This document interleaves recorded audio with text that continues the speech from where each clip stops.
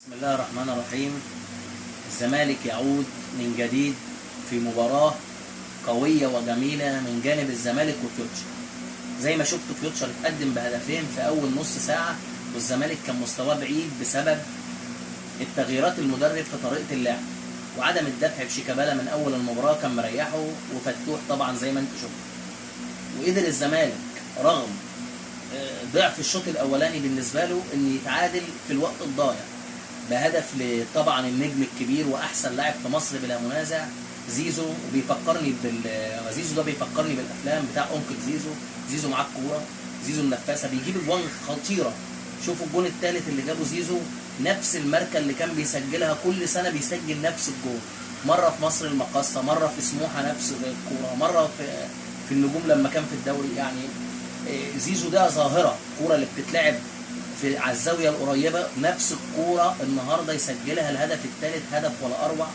وهو خد نجم المباراه فعلا ويستحقها.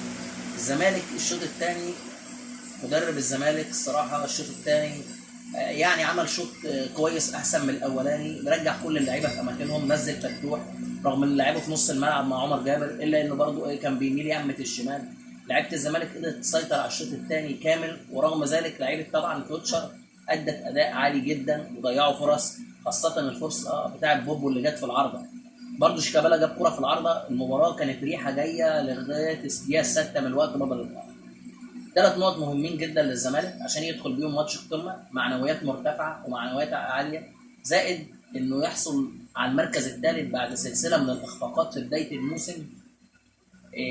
ما كانتش حصلت من كام سنه ان الزمالك يبقى بالوضع السيء ده. نتائج سيئه جدا، تعادلات وهزايم ورا بعضيها. فالزمالك قدر انه ياخد 3 نقط مهمين جدا جدا جدا.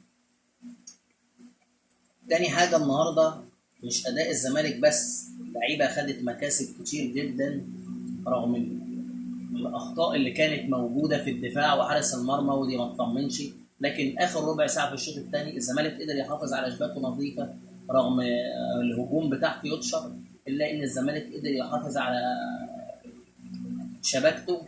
غير كده وكده بقى اللعيبه اما ترجع تدافع ورا محت كل هجمات فيوتشر. لعيبه الزمالك لما بتركز في الدفاع بتبقى كويسه جدا، واما بتبقى خارج الفورمه المدافعين بتبقى صراحه ربنا صعبه جدا. حارس المرمى الشوط الاولاني ما كانش على المستوى محمد صبحي.